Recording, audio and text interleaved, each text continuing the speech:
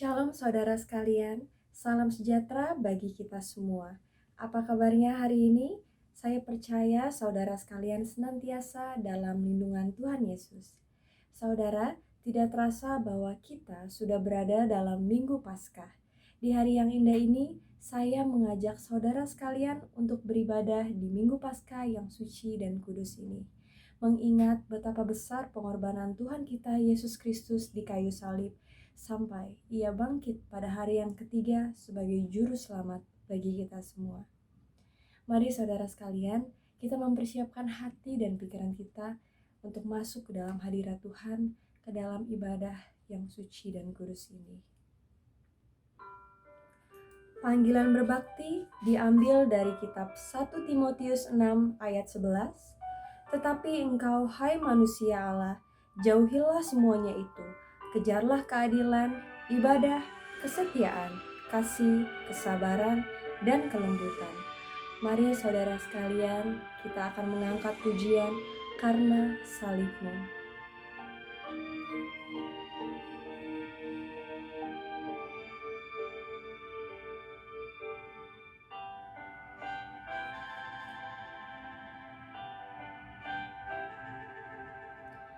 Hanya Kau Tuhan di hidupku,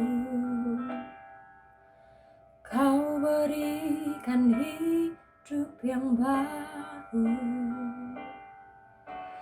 Darah-Mu menyucikan, pulihkan hatiku. Ku nyatakan Kaulah segalanya.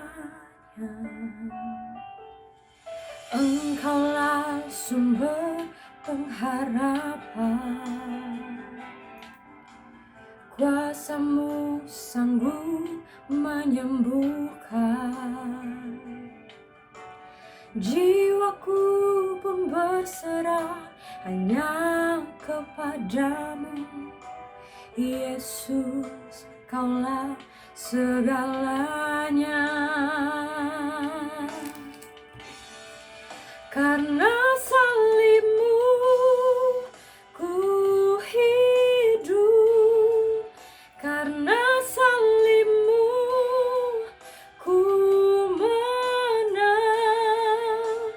Engkau yang berkuasa, sanggup untuk melakukan mujizat-Mu. Karena salib-Mu ku hidup, karena salib-Mu ku menang. Engkau yang berkuasa, sanggup untuk melakukan mujizat-Mu di hidupku.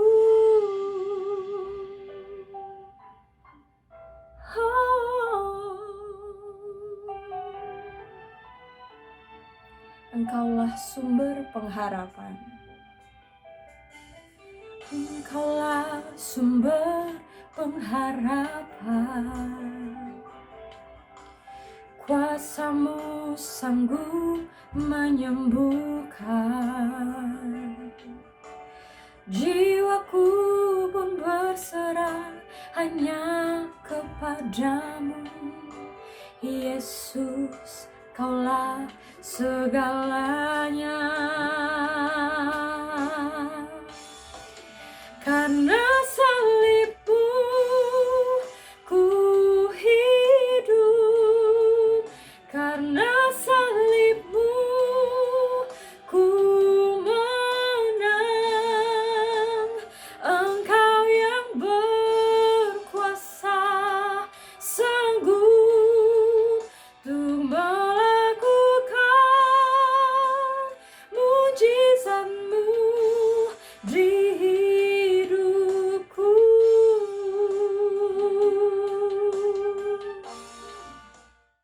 Mari kita bersatu dalam doa. Bapa kami dalam kerajaan surga, Bapa kami mengucap syukur Bapa, kalau kami masih bisa dikumpulkan pada kesempatan pada hari ini Bapa, yang baik Bapa, di hari pas kamu Bapa, kalau kami akan beribadah Bapa, biarlah Kau berkati ibadah ini agar dapat berjalan dari awal, pertengahan hingga pada akhirnya sesuai seturut dengan apa yang sudah ditetapkan Bapak. Terima kasih Bapak, biarlah kami semua dapat mengikuti ibadah dengan baik Bapak, tidak terganggu Bapak oleh hal-hal yang tidak berasal daripadamu, biarlah sukacita, kemuliaan, pujian, syukur, hormat semua hanya kami berikan kepada Engkau saja. Terima kasih, hanya dalam nama anak-Mu Tuhan Yesus Kristus kami berdoa dan mengucap syukur. Setiap kita yang percaya dan siap untuk beribadah, sama-sama kita katakan amin. Saudara sekalian, kita telah tiba pada bagian yang terbaik dalam ibadah Paskah kita hari ini, yakni mendengarkan firman Tuhan. Mari saudara sekalian, kita mempersiapkan hati dan pikiran kita untuk mendengarkan sebagian kecil dari firman Tuhan. Kita akan mengangkat pujian Sungguh Indah.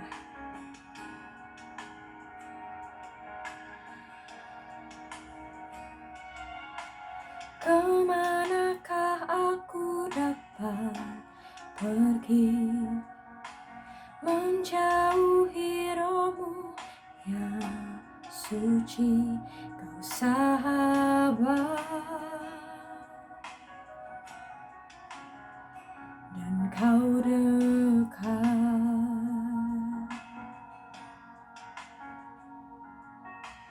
bahkan seluruh pengabdianku tak bisa membalas kesetiaanmu, sungguh mulia dan berharga,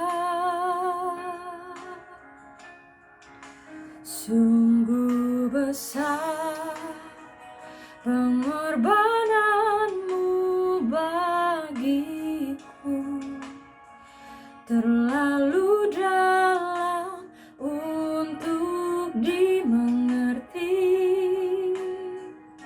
sungguh besar, sungguh indah yang Kau pikirkan tentangku, tak terselami bagiku, sungguh indah.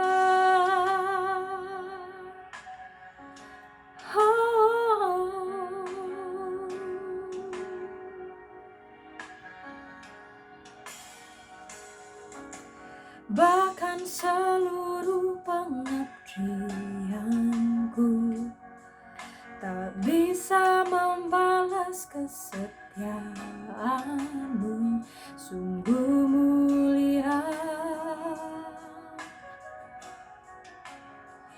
dan berharga, sungguh besar pengorbananmu bagiku, terlalu dalam untuk dimengerti, sungguh besar, sungguh indah yang Kau pikirkan tentangku, tak terselami bagiku, sungguh indah.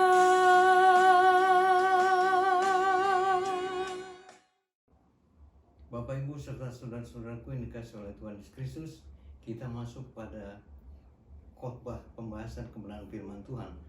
Tetapi sebelum itu mari kita berdoa terlebih dahulu. Mari kita berdoa. Bapa Surgawi, Bapa yang kami sembah dalam Tuhan Yesus Kristus, kami bersyukur kepadamu Tuhan karena kami masih diizinkan oleh Tuhan, masih diberi kesempatan oleh Tuhan untuk terus bersekutu dengan saudara seiman.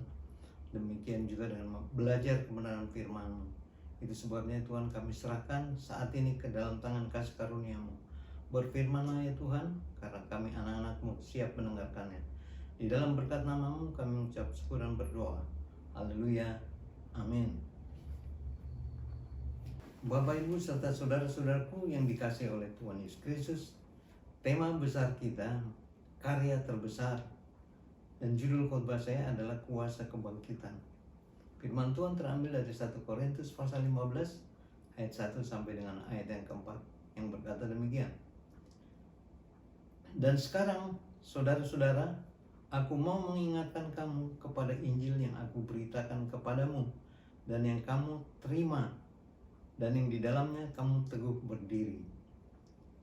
Oleh Injil itu, kamu diselamatkan, asal kamu teguh berpegang padanya, seperti yang telah kuberitakan kepadamu, kecuali kalau kamu telah sia-sia saja menjadi percaya. Ayat yang ketiga, sebab yang sangat penting telah kusampaikan kepadamu, yaitu apa yang telah kuterima sendiri, ialah bahwa Kristus telah mati karena dosa-dosa kita, sesuai dengan kitab suci, bahwa ia telah dikuburkan, dan bahwa ia telah dibangkitkan pada hari yang ketiga, sesuai dengan kitab suci.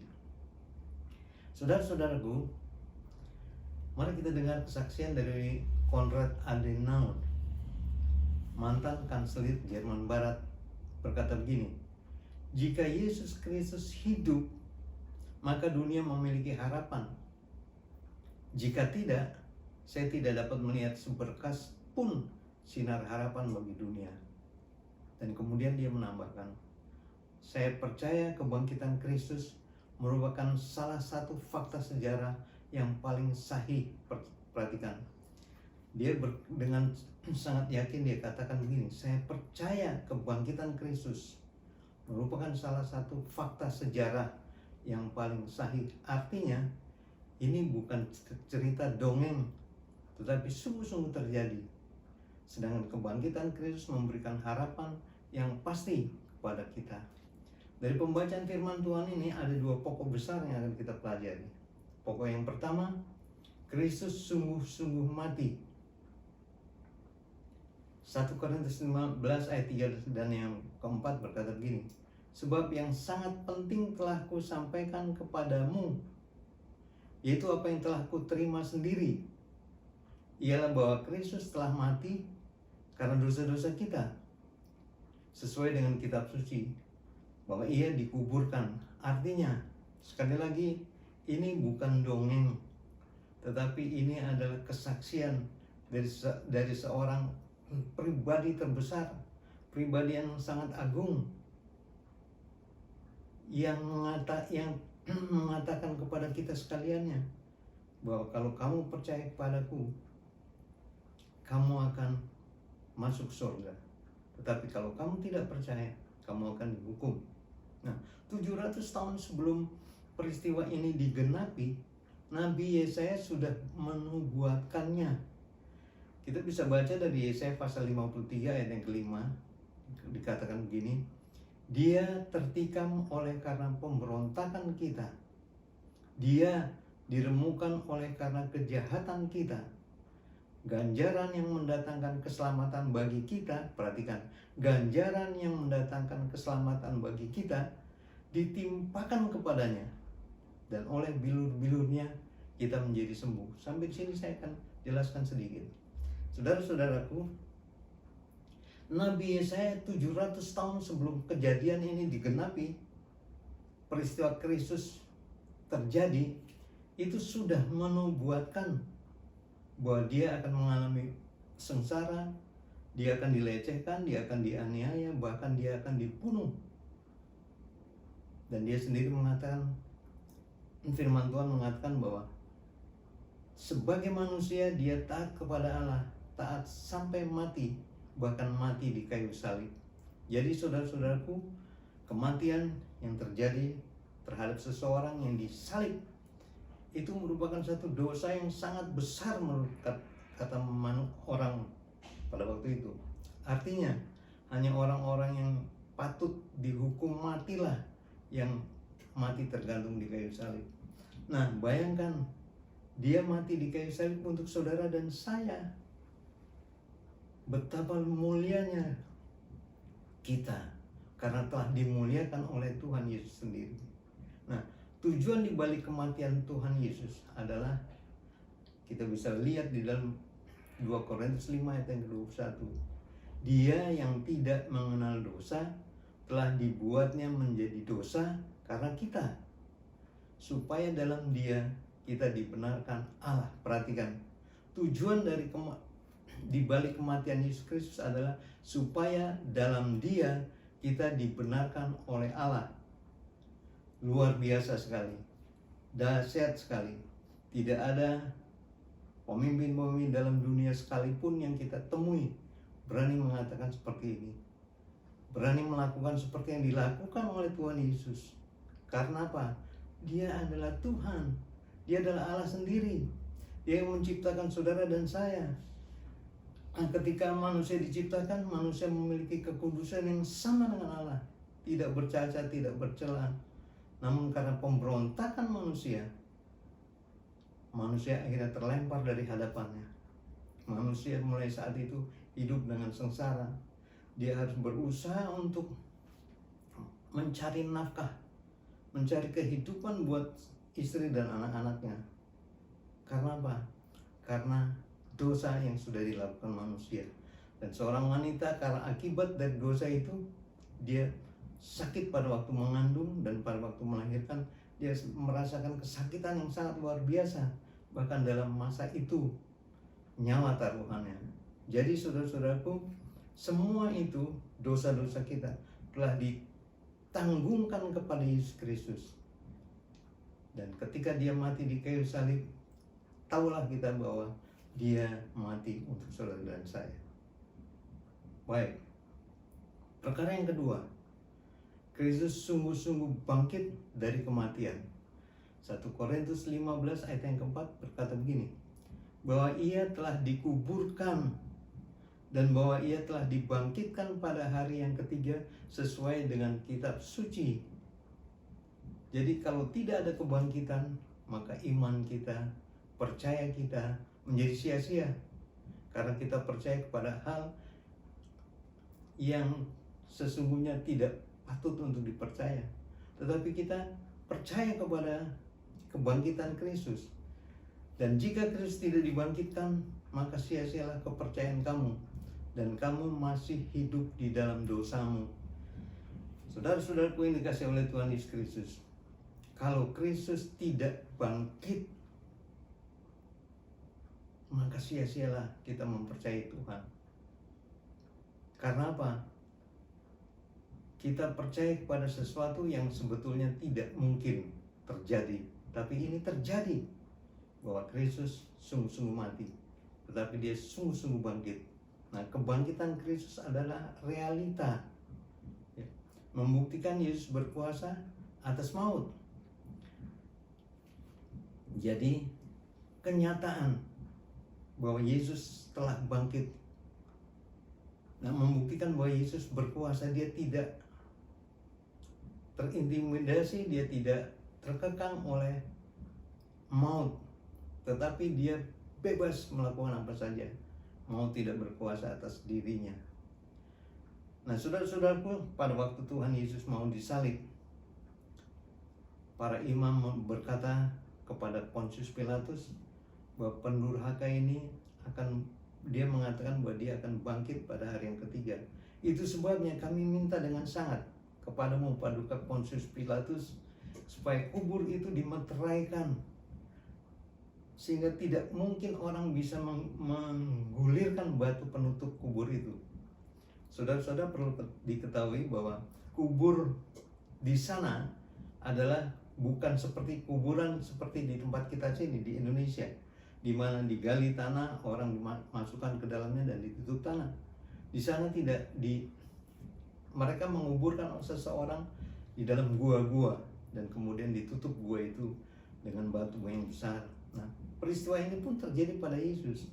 Nah, itu sebabnya saudara-saudara, pada waktu Yesus mati dan Tuhan Yesus dikuburkan, Dia masuk ke dalam kubur itu, kemudian dimeteraikanlah pintu gua itu dengan batu, artinya disemen, maksud saya disemen dengan batu, sehingga tidak mungkin orang bisa membongkar atau menggulingkan batu itu. Tetapi apa yang terjadi? Pada waktu pengawal-pengawal itu sedang menjaga kubur, mereka melihat malaikat Tuhan turun dan menggulingkan batu itu. Dan para pengawal itu menjadi ketakutan. Terus akhirnya mereka lari dan mereka menceritakan kepada imam-imam besar, imam kepala, dan para ahli-ahli Taurat, bahwa dengan mata kepala sendiri aku sudah melihat bagaimana malaikat menggulingkan batu penutup kubur itu. Tetapi di sini kita melihat konspirasi jahat daripada pemuka-pemuka agama Yahudi, daripada ahli Taurat dan orang-orang Farisi. Mereka mengatakan kepada para pengawal itu, katakan, beritakan kepada orang-orang bahwa murid-murid Yesus sudah mengambil mayat Yesus. Dan mereka memberi uang kepada para pengawal itu. Kesaksian yang kedua, kesaksian para wanita yang datang ke kubur itu, kita bisa lihat dari Lukas pasal 24 ayat 1-10, di mana Maria dari Magdala dan Maria yang lain datang ke kubur membawa ukupan untuk mengurapi Tuhan Yesus, rempah-rempah untuk membalurkan di seluruh tubuh Kristus.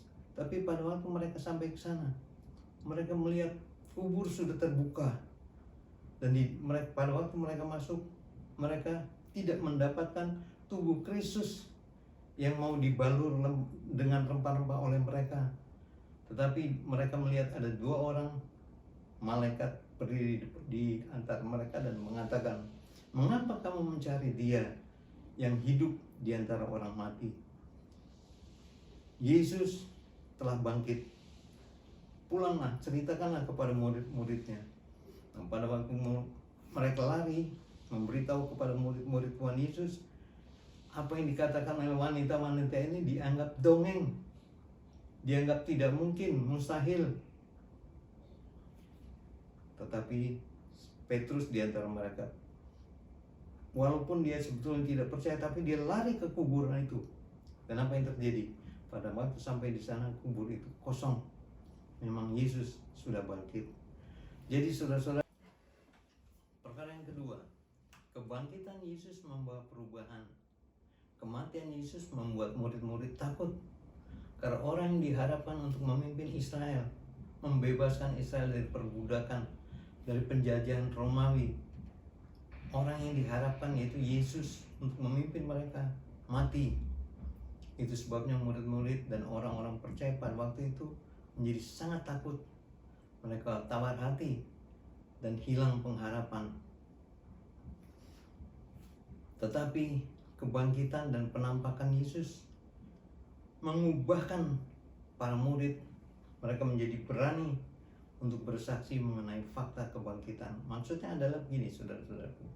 Pada waktu Yesus mati, orang yang diharapkan untuk menjadi pemimpin tidak ada lagi. Itu sebabnya mereka takut diancam, takut oleh orang-orang Yahudi. Mereka lari kemana-mana, berpencar-pencar. Karena apa? Mereka takut. Tetapi ketika Yesus bangkit dan menampakkan diri, mengubah para murid, mereka menjadi berani untuk bersaksi mengenai fakta kebangkitan. Jadi ketakutan diganti dengan keberanian. Itu sebabnya kalau kita percaya kepada Yesus, jangan kita takut tentang apapun juga, tetapi kita sadar bahwa Yesus bersama dengan kita. Nah, apa arti kebangkitan Kristus bagi kita? Di dalam Filipi 3 ayat 10 dan 11 dikatakan begini, yang ku kehendaki ialah mengenal Dia dan kuasa kebangkitannya dan persekutuan dalam penderitaannya, di mana aku menjadi serupa dengan Dia dalam kematiannya, supaya aku akhirnya beroleh kebangkitan dari antara orang mati. Jadi saudara-saudara, kerinduan Rasul Paulus adalah mengenal Yesus Kristus supaya dia menjadi sama dengan Tuhan Yesus Kristus. Dia menjadi berani untuk melakukan apa saja seperti yang Tuhan Yesus lakukan. Dia tidak memandang kematian sebagai satu hal yang sangat menakutkan, tapi dia katakan bahwa hidup bagiku adalah Kristus, mati adalah untung. Perhatikan, Rasul Paulus yang tadinya mengejar-ngejar orang-orang Kristen dan orang percaya, membunuh mereka bersama dengan kroni-kroninya, bersama dengan anak buahnya, tetapi yang sekarang menjadi pengikut Kristus, menjadi murid Kristus, walaupun tidak langsung dia seperti murid-murid yang lain, tetapi kedudukannya sangat istimewa. Dia begitu berani, dia begitu militan untuk membela Kristus. Maksud membela bukan berarti seperti yang kita pikirkan. Membela di sini berarti bahwa dia mau hidup seperti Kristus. Dia mau mati seperti Kristus, supaya pada waktu dia kebangkitan orang mati, dia ikut terbawa menghadap Tuhan Yesus dan tinggal bersama dengan Tuhan Yesus Kristus. Nah, kuasa kebangkitan adalah yang utama. Kuasa maut dikalahkan. Musuh terakhir yang harus dikalahkan adalah maut. Dan Kristus sudah mengalahkannya ketika ia bangkit. Orang terkenal di dunia sekalipun, siapapun yang saudara tahu, ketika mereka mati, dia mati terus. Tetapi kita melihat berbeda dengan Tuhan Yesus Kristus. Ketika dia mati, pada hari yang ketiga dia bangkit sesuai dengan apa yang dikatakannya. Anak manusia harus diserahkan ke tangan orang-orang berdosa, dianiaya, diperlakukan tidak adil, bahkan mati di kayu salib. Tetapi pada hari yang ketiga dia akan bangkit. Itu yang dikatakan oleh Tuhan Yesus Kristus sendiri kepada murid-muridnya. Nah, kebangkitan Kristus memberikan harapan yang pasti kepada kita, karena kita percaya kepada sesuatu yang betul-betul berkuasa atas segala sesuatu. Kita percaya kepada Kristus yang bukan saja dia manusia sempurna, tetapi dia juga adalah Allah. Nah, itu sebabnya ketika dia bangkit, dia mengalahkan maut. Maut tidak dapat menghalangi kuasa yang membangkitkan Kristus. Kuasa itu adalah kuasa Allah. Nah, kuasa itu sekarang ada pada kita. Jadi kita tidak perlu takut, kita tidak perlu khawatir di dalam menghadapi kehidupan ini. Tetapi kita percaya bahwa hidup kita ada di tangan Tuhan. Dia senantiasa tidak pernah membiarkan kita, dan dia sekali-kali tidak akan meninggalkan kita. Nah, saat ini ya, kuasa yang membangkitkan Kristus sama dengan kuasa yang ada di dalam diri kita. Perhatikan, saat ini kuasa yang membangkitkan Kristus yaitu kuasa Allah ada di dalam kehidupan kita. Maka itu firman Tuhan katakan, tidak tahukah kamu bahwa tubuhmu itu adalah bait Allah, roh Allah diam di dalam kamu.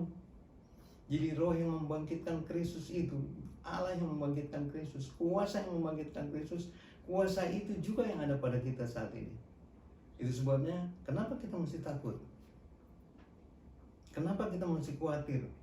Kenapa kita mesti kecewa?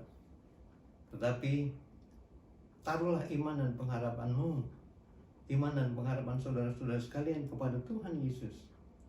Karena yang berjanji, dia yang berjanji adalah setia, dan dia senantiasa menepati apa yang dikatakannya. Kuasa itu yang akan menangani hal-hal yang kelihatan mustahil di dalam kehidupan kita. Jadi hal-hal yang tidak mungkin kita bisa lakukan, dilakukan oleh Tuhan di dalam kita.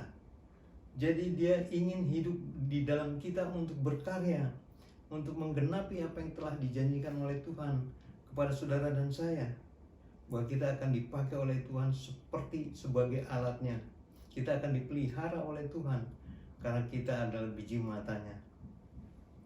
Dan dalam Roma 8 ayat yang 11 dikatakan begini, dan jika roh dia yang telah membangkitkan Yesus dari antara orang mati diam di dalam kamu. Perhatikan, jika roh dia yang telah membangkitkan Yesus dari antara orang mati diam di dalam kamu, maka ia yang telah membangkitkan Kristus Yesus dari antara orang mati akan menghidupkan juga saudara dan saya. tubuh kita yang fana ini, yang oleh dunia pasti kita akan binasa, tetapi oleh Roh Allah itu kita akan dibangkitkan bersama-sama dengan Yesus. Jadi kebangkitan Kristus adalah jaminan bagi kebangkitan kita juga, ya. Kalau Kristus tidak dibangkitkan, maka sia-sialah iman kita, sia-sialah kita percaya kepada Tuhan Yesus Kristus. Tetapi bersama dengan kebangkitannya, kita juga akan mengalami kebangkitan yang sama. Itu sebabnya saudara-saudaraku, jangan pernah ragukan iman dan percaya saudara kepada Kristus. Dia bangkit dari antara orang mati, membuktikan bahwa dia berkuasa. Dan kuasa itu juga diberikan kepada kita. Tujuannya untuk apa? Supaya kita dapat hidup senantiasa di dalam kebenaran. Nah, itu sebabnya saudara-saudaraku, karya terbesar yang dilakukan oleh Allah di dalam Kristus Yesus adalah dia mau memberikan dirinya mati di kayu salib, dikuburkan, dan pada hari yang ketiga pagi-pagi benar dia sudah bangkit dari antara orang mati. Dia menampakkan diri kepada pengikut-pengikutnya, pada murid-muridnya. Saudara-saudaraku, jangan tidak percaya. Percayalah, karena Paskah ini, hari Minggu ini adalah minggu yang terindah. Kalau Kristus tidak bangkit, maka sia-sialah iman kita. Tetapi Kristus bangkit. Itu sebabnya kita harus berani mengatakan kepada dunia ini bahwa saya pengikut Kristus. Saya mau mati untuk Kristus. Tidak ada hal lain yang dapat kita lakukan selain menggantungkan iman dan harapan kita kepada Kristus. Saudara-saudaraku, selamat Paskah, Tuhan Yesus memberkati. Haleluya, amin. Mari kita bersatu dalam doa. Bapa Surgawi, terima kasih karena Engkau sudah memberikan Putra-Mu yang tunggal, Yesus Kristus, mati di kayu salib untuk menebus kami orang-orang yang berdosa ini. Melalui kematian Kristus, segala dosa dan kesalahan kami dipikul di pundaknya, ya Tuhan Yesus Kristus. Kematian Kristus membuktikan bahwa dia yang setara dengan Allah tidak menganggap kealahannya sebagai perkara yang harus dipertahankan, namun dia mengambil rupa seorang hamba dan menjadi sama dengan manusia. Untuk apa? Untuk mati di kayu salib, karena melalui pengorbanannya itulah saudara dan saya diselamatkan. Terima kasih Tuhan untuk apa yang sudah Engkau lakukan buat kami. Itu adalah karya yang terbesar yang Tuhan lakukan, karena tidak ada orang yang mati untuk orang yang benar, tapi untuk orang yang baik ada orang yang berani mati. Tetapi Engkau mati ketika kami masih berdosa. Engkau mengasihi kami ketika kami masih berdosa. Dan oleh kematian-Mu sajalah, ya Tuhan, Engkau menebus kami. Terima kasih Tuhan Yesus untuk pengorbanan-Mu. Biarlah firman-Mu sudah selesai diberitakan, tetapi kuasa kebenaran firman-Mu akan terus bertambah-tambah di dalam kehidupan kami, sampai pada akhirnya kami menjadi serupa dengan gambaran-Mu. Terima kasih Tuhan. Di dalam berkat nama-Mu kami mengucap syukur dan berdoa. Haleluya. Amin. Saudara sekalian, tiba saatnya bagi kita untuk memberikan yang terbaik bagi Tuhan kita, yakni persembahan dan persepuluhan. Panggilan memberi diambil dari kitab 2 Korintus 8 ayat 12. Sebab jika kamu rela untuk memberi, maka pemberianmu akan diterima. Kalau pemberianmu itu berdasarkan apa yang ada padamu, bukan berdasarkan apa yang tidak ada padamu. Tuhan Yesus yang baik, terima kasih atas berkat Tuhan kepada kami sepanjang minggu ini. Tuhan memberikan kami berkat jasmani dan rohani. Tuhan menolong kami dalam setiap permasalahan kami. Tuhan, pada saat ini kami datang untuk mengembalikan apa yang menjadi hak Tuhan, persembahan dan perpuluhan kami. Kiranya Tuhan mau memberkati, menerima persembahan dan perpuluhan kami untuk dapat dipergunakan bagi pekerjaan Tuhan di gereja kami. Terima kasih Tuhan Yesus yang baik. Kiranya Engkau juga akan memberikan hikmat buat tangan-tangan yang mengelola persembahan dan perpuluhan ini, agar semuanya berlaku dengan benar, berlaku dengan baik, berlaku dengan jujur, sehingga persembahan perpuluhan kami boleh harum di mata Tuhan. Terima kasih Tuhan Yesus yang baik, hanya di dalam nama-Mu kami berdoa dan mengucap syukur. Amin. Saudara sekalian, minggu depan kita masih menjalankan ibadah secara online. Bagi saudara atau keluarga yang bertugas melayani, kiranya dapat mempersiapkan diri untuk pelayanannya. Dan juga bagi saudara yang hendak memberikan persembahan atau persepuluhan, dapat diberikan ke rekening gereja atau ke pastori melalui Ibu Pendeta. Saudara-saudara, kiranya kita juga selalu berdoa dan senantiasa mengangkat hati untuk Tuhan. Percaya bahwa Tuhan Yesus selalu ada bersama-sama dengan kita dalam situasi apapun di tengah masa-masa saat ini sampai ke depannya. Saudara sekalian, kita telah tiba di penghujung pada ibadah Paskah hari ini. Mari saudara sekalian, sebelum kita menutup ibadah kita mengangkat pujian karya terbesar. Kasih yang terindah, hati yang mulia, hanya ku temukan di dalam-Mu, Yesusku. Pujian dari hatiku selalu di setiap waktuku. Tiada pernah berubah kasih-Ku. Karya terbesar dalam hidupku, pengorbanan-Mu yang selamatkanku. Engkaulah harta yang tak ternilai, yang ku miliki dan ku hargai. Yesus, Engkau ku kagumi.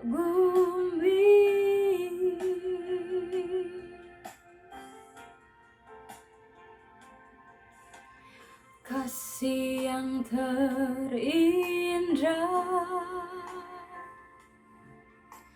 hati yang mulia,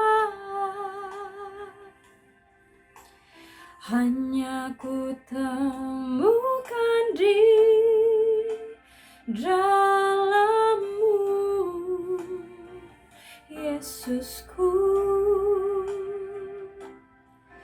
Pujian dari hatiku selalu di setiap waktuku. Tiada pernah berubah kasih-Ku. Karya terbesar dalam hidupku, pengorbanan-Mu yang selamatkanku. Engkaulah harta yang tak ternilai, yang ku miliki dan ku hargai. Yesus, Engkau ku kagumi.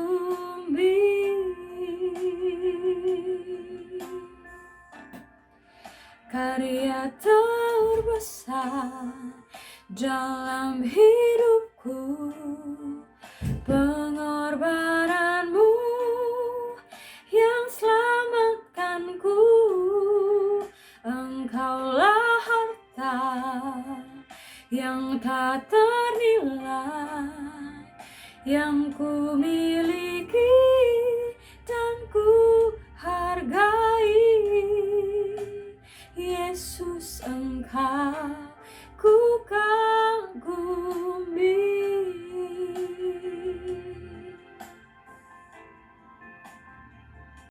Bapak, Ibu, Saudaraku yang dikasihi Yesus Kristus, mari kita berdoa syafaat kepada Tuhan Yesus di hari Paskah ini. Mari kita berdoa. Bapa di surga, terima kasih Tuhan. Di minggu pagi hari ini, hari Paskah Tuhan Yesus, Engkau sudah mati di kayu salib, dan pada hari ini, di hari yang ketiga, Engkau bangkit dari antara orang mati. Terima kasih Tuhan, kalau pada pagi hari ini kami berdoa syafaat kepadamu. Biarlah Tuhan mengampuni, menyucikan segala dosa dan pelanggaran kami. Bapa di surga, kami berdoa untuk semua jemaat-Mu, Gereja Baptis Indonesia Kunciran Gerah Raya. Kiranya Engkau melawat mereka satu persatu. Kalaupun kami masih beribadah Tuhan pada pagi hari ini, ibadah online, tetapi biarlah Tuhan kami rindu agar sesegera mungkin kami bisa berdoa kepada Tuhan, datang kepada Tuhan di dalam kebaktian langsung. Terima kasih Tuhan. Bapa di surga, kami berdoa Tuhan untuk jemaat-Mu, di mana jemaat Tuhan yang ada di Makassar, ada pengeboman Tuhan. Ampuni mereka yang melakukannya. Oleh karena itu Tuhan, kami berdoa supaya setiap jemaat, setiap gereja Engkau lawat, Engkau jaga, sehingga tidak ada kuasa-kuasa roh kegelapan yang mengganggu. Berkati setiap gerejamu yang saat ini memperingati di seluruh dunia hari Paskah Tuhan. Terima kasih Tuhan. Tuhan Yesus, kami berdoa. Kami bersyukur karena Engkau sudah bangkit dari antara orang mati. Kami sudah disucikan, dikuduskan bagi Tuhan yang kami percaya kepada-Mu. Oleh karena itu Tuhan, pagi hari ini kami bersyukur kepada-Mu. Kiranya Tuhan memberkati negara kami, memberkati bangsa kami, mulai dari pemimpin yang tertinggi sampai yang terbawah. Kiranya Tuhan lawat, Tuhan berkati, supaya mereka memimpin bangsa kami ini boleh berjalan di dalam rel yang baik. Terima kasih Tuhan, kami berdoa setiap jemaat secara individu, secara keluarga. Tuhan berkati mereka, lawat mereka, biarlah berkat damai sejahtera Tuhan, berkat melimpah atas mereka. Tuhan curahkan berkat melimpah atas mereka. Terima kasih Tuhan, anak-anak kami Tuhan yang masih sekolah, lindungi sertai mereka. Walaupun mereka sekolah dengan cara sistem online, tetapi kami percaya Tuhan akan memberikan kepintaran bagi mereka, supaya mereka bisa mengikuti pelajarannya dengan baik. Begitu juga Tuhan yang bekerja, yang berkarya di negara kami ini. Berkati mereka, buka tingkap-tingkap langit, sehingga nama Tuhan yang dipermuliakan, sehingga Tuhan yang diagungkan. Terima kasih Tuhan. Banyak hal yang akan kami doakan kepada-Mu Tuhan. Biarlah semuanya ini kami serahkan hanya di dalam nama Tuhan Yesus yang telah mati dan bangkit bagi kami. Terima kasih Tuhan atas kebangkitan-Mu. Terpujilah Engkau Tuhan, kekal selama-lamanya. Di dalam nama Tuhan Yesus kami bersyukur, kami berdoa. Haleluya. Amin. Saudara-saudaraku, kasih karunia dari Allah Bapa dan damai sejahtera dari Tuhan Yesus Kristus, kuat kuasa pimpinan, penghiburan, dan penyertaan Roh Kudus mengawali dan menyertai saudara dari saat ini sampai Tuhan Yesus datang untuk yang kedua kali. Terima kasih Tuhan. Haleluya. Amin.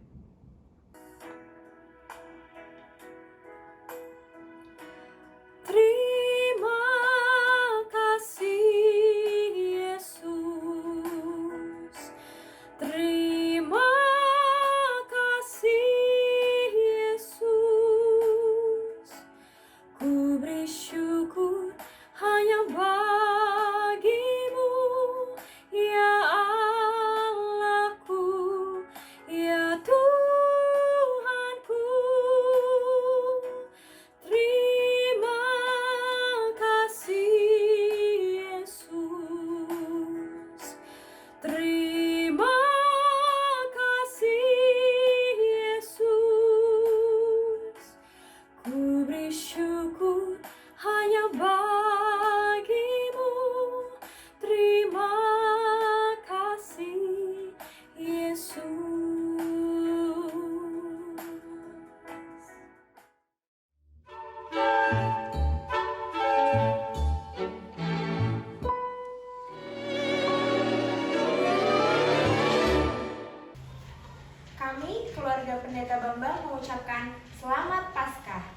Semoga Tuhan memberkati saudara dan keluarga dengan iman yang teguh yang tak tergoyahkan pada Paskah tahun ini.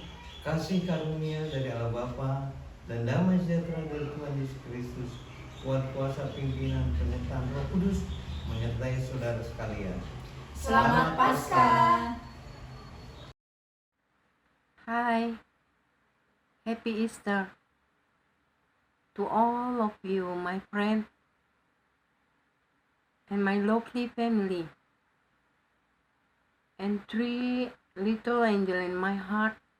That is Felisa Emmanuel in Bandung, Zakaria Oswaldo Stompul, and Gabriela, Christina Gabriela Stompul in Aussie. Oppo always proud you, and I'll always miss you. Happy Easter. I love you so much. Thank you. Dia lahir untuk kami, Dia mati untuk kami, Dia bangkit bagi kami semua. Dia Yesus Tuhan kami, Dia Yesus Allah kami, Juru Selamat umat manusia. Shalom, selamat Paskah. Selamat merayakan hari kemenangan Tuhan kita. Semoga kita sehat selalu. Tuhan Yesus memberkati. Amin. Kami dari keluarga Sitorus mengucapkan selamat Jumat Agung dan selamat Paskah buat kita semua. Amin. Tuhan Yesus memberkati. Kami keluarga David Goliat mengucapkan selamat Paskah untuk seluruh jemaat Gereja Baptis Indonesia Kunciran. Tuhan Yesus memberkati. Kami dari keluarga Ibu Endang mengucapkan selamat Paskah kepada seluruh jemaat Gereja Baptis Kunciran. Kiranya dengan Paskah kali ini kita bisa menyadari betapa baiknya Tuhan, penyertaan Tuhan dalam masa pandemi saat ini. Tetap gunakan masker, jangan lupa untuk tetap menjaga jarak dan jaga kesehatan. Selamat Paskah, Tuhan memberkati. Keluarga Cias Marmata mengucapkan selamat Paskah buat jemaat TV Kunciran. Stay safe, think positif. Saudara-saudaraku, selamat hari Minggu, selamat Paskah. Tuhan sudah menebus kita. Tuhan bangkit untuk menjadi hidup di dalam kehidupan kita. Haleluya. Amin.